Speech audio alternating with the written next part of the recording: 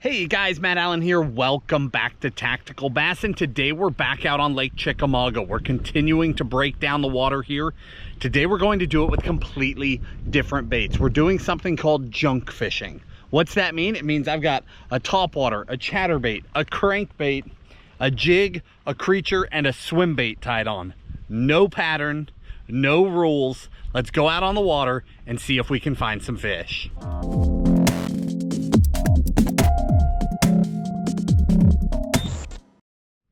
Now, the last time you guys were on Chickamauga with me, we were finesse fishing. Downsized swim baits, a downsized fluke, downsized topwater, seeing if that finesse pattern would work. We were doing that to see what the options were, not because we had to. So today we're at the other end of the spectrum. There's no finesse in the boat. We're just going to fish some different baits, adapt to changing conditions. You can see I've got some blue skies, some clouds. It was raining a little bit ago. Very variable conditions today. So we'll be adapting a lot as we go. Let's get to it.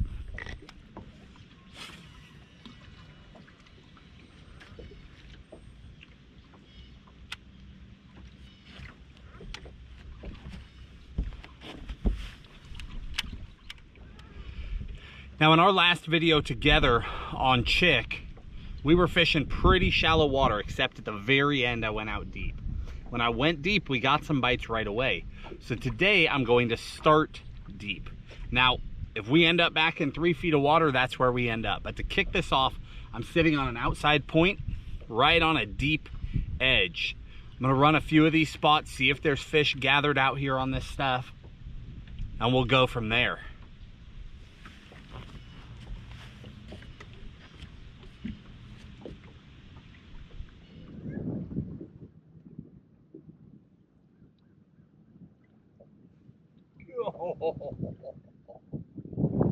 Freight train.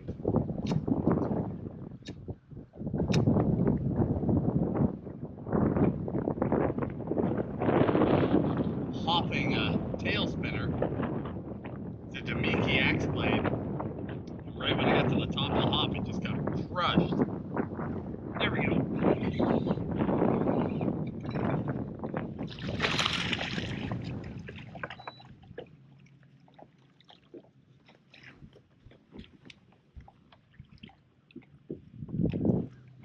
Missed that first bite, got him on the second one. One of the things I like about this particular tail spinner, I was throwing the Jackal the last time out. I use them both. The Jackal is a smaller profile, so when it's really, really tough, I feel like I'll get more bites.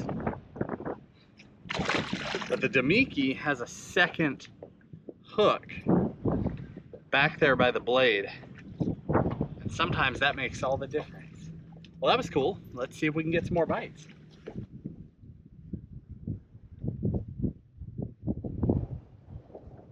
Now, there's more than one way to fish a tailspin. A lot of times you'll see us hopping it.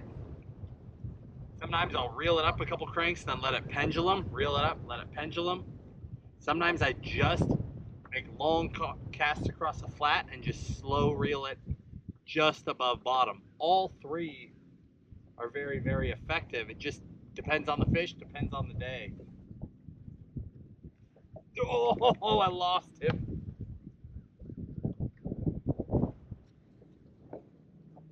He smoked it.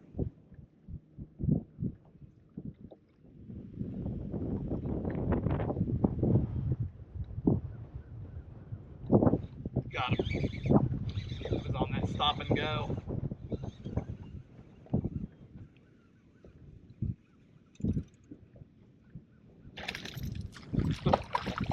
Come here. Wow, that one is not healthy. He needed to eat the real thing, not this. Buddy, you need to put something in that belly.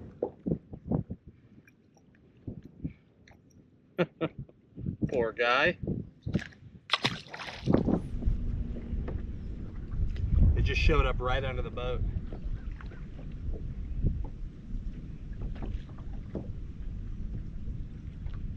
They must have followed that one over.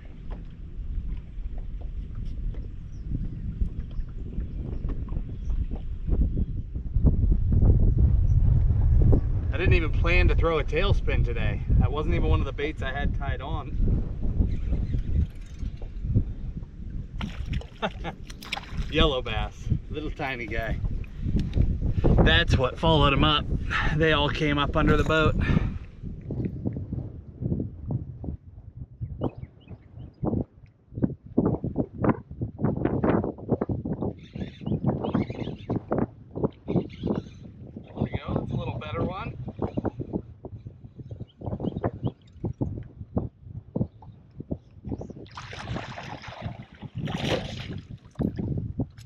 Got him. Awesome.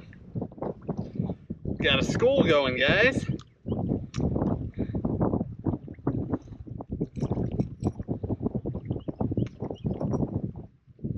Got him with both hooks. That's the nice thing about that.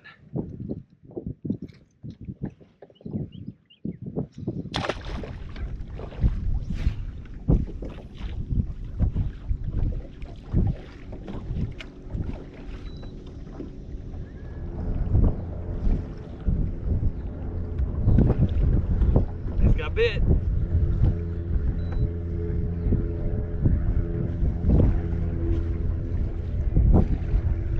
He's got bit on a big bait, but he hit it too soft. I couldn't even swing on it.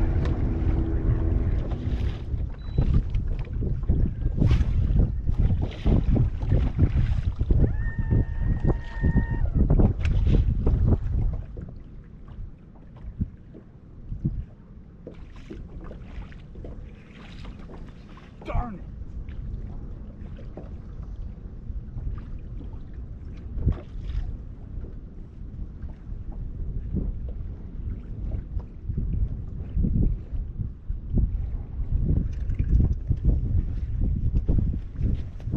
Just got bit on the Scottsboro, but he was on and off it so fast. I actually had 3 bites total, but that last time he was holding on to it, he must have been just right behind the hook. When I went to load up, it just unloaded.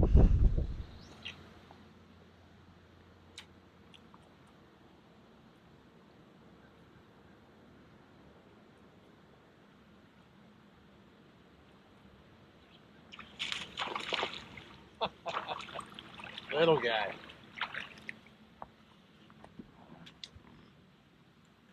Well, not really the one I was after, but we'll take him. So just a little update for you guys. I stayed out deep. I found a couple more schools of fish. Getting them to bite though was tough. I had a handful of short strikes on the Scottsboro swimbait, 6-inch paddle tail. Handful of short strikes on the tail spinner. And then the wind came up and it just started to blow hard. It's a little bit post-frontal now. You remember how cloudy the sky was before? Now it's pretty blue and it is howling out there. So I tucked into this little pocket where it finally calmed down and got bit on the fluke right away. Throwing back to a standard super fluke, 4/0 super line hook, heavy line. Hopefully, I mean, that was a little guy, but hopefully that's cluing us into something. Maybe I can run some of these protected backwaters, fish little grass edges, and get some more bites.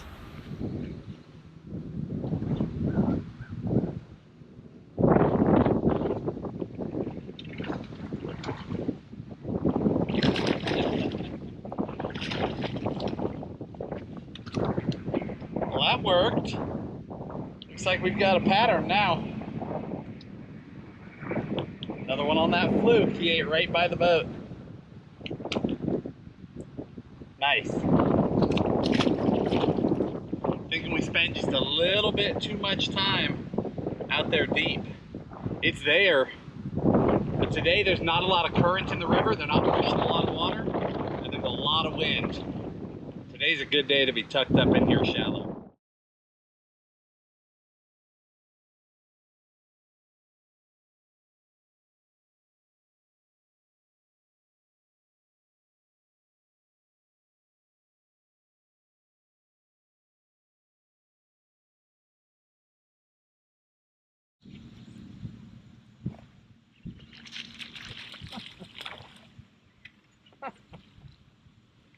Oh my.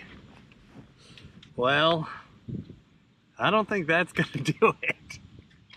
So it is so windy out on the main lake that I have run miles and miles and miles and miles and miles up a backwater just to get to calm water and just to see it. You know, we need to know what's here. Come springtime, I need to know what's in the back of these backwaters. It doesn't look like I need to know what's here this time of year, however. That was a really, really small one. I could see, I got out to the mouth of this cove and I could see some fish busting back here in the back of the pocket around the grass. There's some bait fish in here. They've got them corralled and they're eating them. But from out there, a couple hundred yards away, I could not see that the fish that were busting were that big. I'll try and get one more bite just to be sure that they're all that size, and then we will clear out of here. Today's an interesting day so far. From a fishing standpoint, it's downright tough. I mean, we have not caught that many fish together, and I've been out here about 5 hours as of now. We're a little bit trapped by the weather, but I'm gonna head back out onto the main river, run into another arm. From a fishing standpoint, it's been tough. From an exploratory standpoint, it's been very positive. We're still seeing fish deep. We're definitely still seeing fish ultra shallow. Although the ultra shallow fish have definitely been congregated around grass. There has to be grass. That's definitely, both of those are patterns that we can repeat. Probably the most interesting thing is that we are seeing the seasons progress. The bait fish are significantly farther back in the creek arms than they were even a week ago, especially 2 or 3 weeks ago. So we're seeing a transition towards fall very, very quickly as we're getting cooler nighttime temperatures.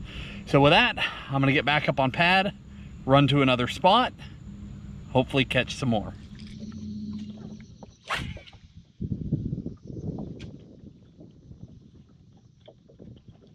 Oh, that's a big one.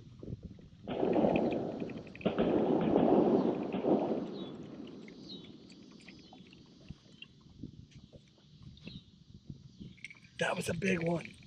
That was a big shot too.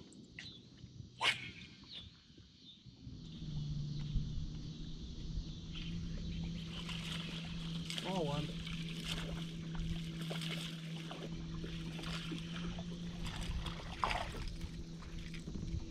That is not the one we're in here for. I missed the one we came in here for. Darn it. It's not over yet. I don't know if it's gotten too dark or not, but hopefully you can see the grass. That's what I'm fishing a topwater over. Just inches of open water above that grass. But that grass, oh, there's a fish messing with my bait. That grass is not solid. The fish are down in this. They could be a foot down, they could be 6 feet down. They're down inside that grass, and when they hear that topwater land, they come flying up to get it. They live down in the holes in this grass, and they shoot up and ambush bait fish. So it's a really good area. It's a place where you can get a truly monster bite, but it's also a very frustrating way to fish.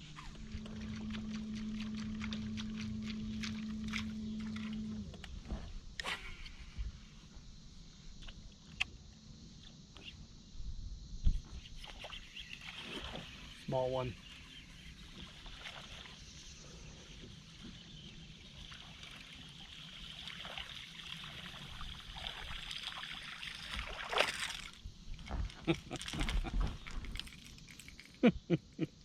Another one of those little guys that needs to eat.